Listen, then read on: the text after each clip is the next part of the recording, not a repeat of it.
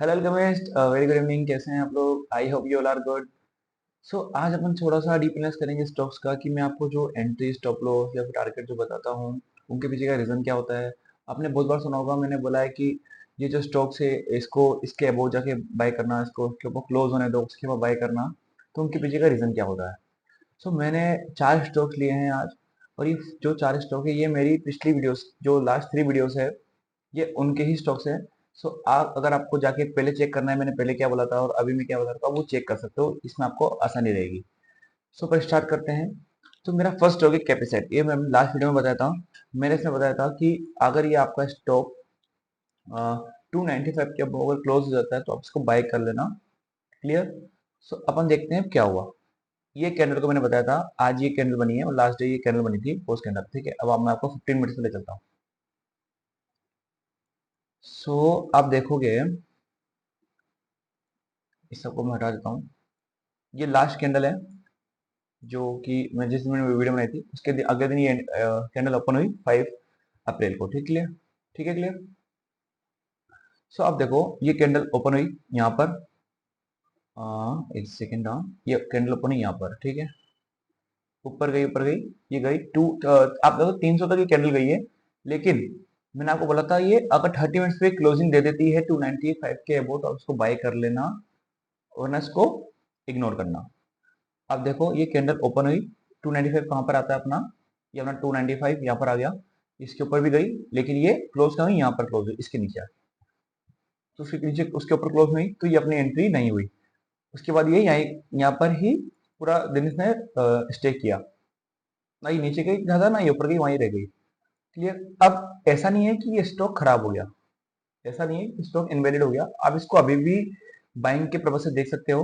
But अब क्या रहेगा, अब मेरा रहेगा कि 295 या फिर 295 के ऊपर तो क्लोज देना ही देना है, बट इसको 300 के ऊपर भी इसको निकल के सस्टेन करना पड़ेगा 15 मिनट्स पर, जब जाके इसको आप बाय कर सकते हो अभी भी। क्लियर है। तो इसलिए मैं आपको बोलता हूँ कि अबो बिलो, ऐसे मैं आपको वर्ड यूज करता हूँ, इनके लिए करता हूँ। क्योंकि क्या होता है, अगर प्राइस उस लेवल के ऊपर सस्टेन कर रही है, इसका मतलब क्या होता है कि वहां से जो सप्लाई ऑर्डर्स हैं या फिर जो सेलर्स बैठे हुए हैं वो पूरे खत्म हो चुके हैं। अब वहां पर बाइंग ऑर्डर्स आ चुके हैं। लेकिन अगर वहां से प्राइस रुकती नहीं है, वहां से डायरेक्ट नीचे आ जाती है, तो इसका मतलब कि वहां पर अभी भी सेलर्स हैं जो प्राइस को नीचे ला रहे हैं। क्लियर। नेक्स्ट स्टॉक है अपना यूपीएल। ये भी मैंने नेक्स्ट सॉरी लास्ट वीडियो में डिस्कस किया था आपको। इसमें मैंने आपको बोला था, जैसे ये स्टॉक अगर 500 के अबव जाके क्लोज कर देता है, आप इसको इमीडिएटली बाय कर लेना। और आप देखोगे, ये इस कैंडल की बात है, 4 अप्रैल को मैंने डिस्कस किया था, और 5 अप्रैल को आप देखो क्या हुआ। ये ओपन होता है, एग्जैक्ट कहाँ पर ओपन होता है आप ऊपर देखोगे, इस जगह पर। आपको बताओ आपको कहाँ देखना है, आप इस जगह पर देखना, सॉरी इस जगह पर आप देखना। ठीक है, देखो आप, ये ओपन होता है 500, सॉरी ओपन होता है 499 पे, हाई जाता है 500। क्लियर। तो ये ओपन ही 500 के आसपास होता है, उसके बाद ये नीचे आता है, ये ऊपर गया ही नहीं है। क्लियर। अब मैं आपको 30 मिनट पे ले चलता हूँ।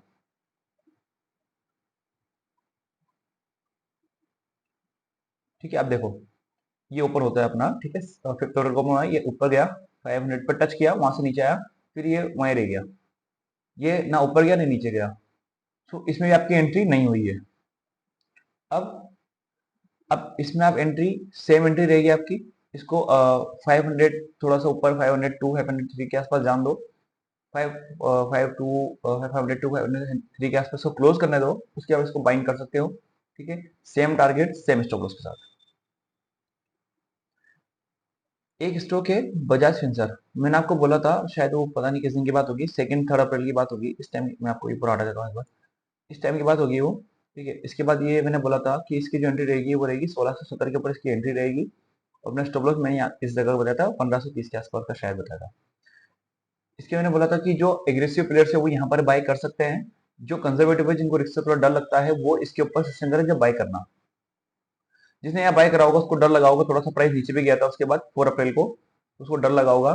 लेकिन आप देखोगे 5 अप्रैल को ये ऊपर गया, उसने 1670 के ऊपर क्लोज किया। अब आप देखो कितना फायदा होता है जब 1670 के ऊपर जब क्लोज करता है, तो आपको पता लग जाता है कि हाँ ये अब ये शेयर ऊपर ही जाने वाला है। ठीक है, ये 1670 आपका यहाँ पर था, इसने यहाँ पर क्लोज किया। और आप देखोगे, एक चीज आपको मैं एक चीज बताता हूँ, जो मैंने आपको लेवल बताया था उसके रिगार्डिंग।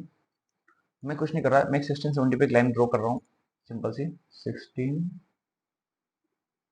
70।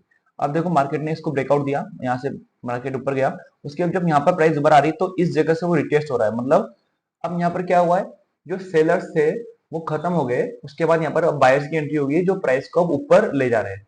अब अगर आपको जैसे बोलते हैं इंट्राडे ट्रेडिंग होती है या फिर शॉर्ट सॉरी क्विक ट्रेडिंग होती है, वो होती है वो इसी बेस पर होती है। अब आप क्या कर सकते हो, कल जैसे यहाँ पर कहीं ओपन होता है आप इसको बाय कर सकते हो, टारगेट आपका 1:1 या 1:2 रहेगा, और आपका जो स्टॉप लॉस रहेगा वो रहेगा 1670 का। ये होती है क्विक ट्रेडिंग या फिर इंट्राडे ट्रेडिंग, कि इंट्राडे के अंदर ये इसके नीचे गया तो आपको सेलिंग देखने को मिल सकती है, जो कि अपनी रहेगी 1650 के आसपास की अपनी स्टॉप लॉस रहेगी, ठीक है। सो अपना लास्ट स्टॉक जो आता है वो आता है बोलता है जीआईसी हाउसिंग फाइनेंस। इसमें भी मैंने आपको एंट्री दी थी, यहाँ मैंने आपको एंट्री दी थी, शायद इसको मैं हटा दूं पहले, सर इसमें हटाने की जरूरत नहीं है, इसको हटाना है बस, ठीक है। ये एक वो बन रहा था, ट्रेन लाइन बन रही थी यहाँ पर, मैंने आपको यहाँ पर 205 के ऊपर एंट्री दी थी कि आप 205 के ऊपर ये निकलता है तो आप इसको बाय कर सकते हो, और आप जैसे कि देखोगे कि 205 के ऊपर जैसे निकला इसके साथ बाइंग मिली और ये अभी तक आपको 9% का प्रॉफिट दे चुका है, क्लियर। ये मेरे पास भी होल्ड है अभी भी, ठीक है। अब मैं आपको बताता हूँ, ये स्टॉक ऐसा नहीं है कि ये कल की कल या फिर एक दो दिन में यहाँ से यहाँ पहुंच जाएगा, आपको 30% प्रॉफिट मिल जाएगा, नहीं ऐसा नहीं होता है। ये यहाँ पर गया है ना, अब यहाँ से ये क्या करेगा मैं आपको बताता हूँ, ये यहाँ से थोड़ा सा नीचे आएगा, ठीक है, एक सपोर्ट बनाएगा, एक सपोर्ट लेगा, उसके बाद ये यहाँ से दोबारा रिवर्स करेगा, फिर यहाँ से आएगा, फिर नीचे आएगा, फिर ऊपर जाएगा, फिर आएगा, फिर जाएगा, फिर आएगा, फिर ऐसे करके ही जाएगा। आपको डरना नहीं है, आपको क्या करना है सिर्फ, मैंने मेरे अभी बेसिक जो टर्म चल रही है उसमें मैंने स्विंग हाई स्विंग लो बताया है, आप उसमें जाके देखना स्विंग हाई स्विंग लो क्या होता है, मैं आपको थोड़ा सा भी इसमें एक्सप्रेशन थोड़ा दे दूंगा, आप उसको देखना। आप जो भी स्विंग लो बनता है आप उसकी जगह पर अपना स्टॉप लॉस रख सकते हो, उसको ट्रेल कर सकते हो। जैसे कि मैंने आपको यहाँ पर अपना जो एंट्री थी 205 की थी और स्टॉप लॉस हमारा ये था। अब आप इसको चलते हैं 1 आवर पे चलते हैं, 1 आवर आप देखोगे 205 के ऊपर आपकी एंट्री हुई, आप इसके ऊपर गए, यहाँ आ गए, अब आपका जो स्टॉप लॉस रहेगा, अब आप अपना जो स्टॉप लॉस है वो 213 का या फिर 210 का अपना स्टॉप लॉस रख सकते हो, या फिर आप थोड़े से और एग्रेसिव हो तो आप अपना स्टॉप लॉस 200 के आसपास रख सकते हो।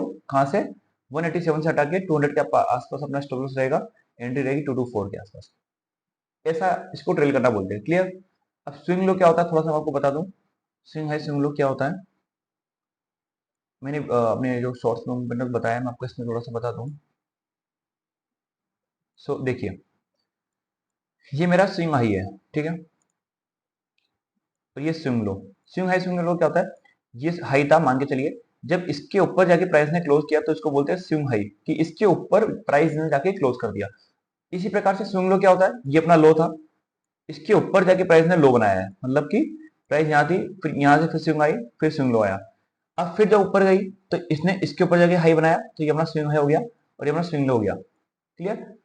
तो अब आप सोचिए, आप अगर आपने कोई आपका स्टॉप एंट्री आपने यहाँ ली होगी, ठीक है, एंट्री आपने यहाँ ली, इसको ऊपर गया ऊपर गया ऊपर गया, फिर यहाँ नीचे आया, फिर ऊपर गया, अब प्राइस आपकी कहाँ पर ट्रेड कर रही है, इस जगह और आपकी प्राइस आके आपकी ट्रेड कर रही है जो कि 198 के आसपास। तो आप क्या लगता है, आपको क्या लगता है आपका जो स्टॉप लॉस रहेगा वो क्या ये रहेगा अभी भी, आप क्या यहाँ तक प्राइस को आने गिरने का वेट करोगे क्या, यहाँ तक नहीं, आप ऐसा नहीं करोगे, आप क्या करोगे, आप देखोगे कि यार लास्ट स्विंग लो कहाँ बना हुआ है, आप देखोगे स्विंग लो आपका यहाँ बना हुआ है, तो आप क्या करोगे, प्राइस जैसे यहाँ पर टच होती है फिर इसके आसपास आपको लगता है कि इसको ब्रेक कर रही है, तो आप इसको निकाल दोगे, क्लियर। तो यही अपने काम में आता है, स्विंग हाई स्विंग लो इसी को ही बोलते हैं बस, और इसमें इतना कोई रॉकेट साइंस नहीं है समझने के लिए, सिर्फ इतना सही आपके स्टॉप लॉस और टारगेट के लिए आप इसको एज अ यूज कर सकते हो, clear. So thanks for today.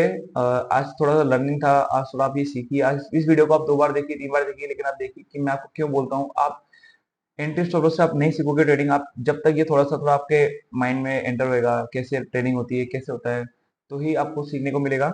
बाकी अगर आपके पास कोई भी अगर ऐसा स्टॉक है जिसके बारे में आपको पता नहीं लग पा रहा है, या फिर मेरा कोई स्टॉक आप देख रहे हो, मैंने कुछ एंट्री स्टॉप लॉस बताया उस पर आपको उस पर कुछ लॉस होया हो, या फिर कुछ भी रीजन से आपने स्टॉक लिया हो कुछ भी देखा हो, तो मुझे शेयर करिए, मुझे डीएम करिए, मैं वीडियो एनालाइज करके बताऊंगा, ठीक है, जिससे आपको समझ आएगा, ठीक है। मेरे को एक कम्युनिटी बिल्ड करनी है, मुझे आपको सिखाना है, मुझे आपको एंट्री स्टॉप लॉस ये नहीं देना है, ठीक है, आप जितनी जल्दी सीख जाओगे उतना जल्दी आसानी होगी, ठीक है।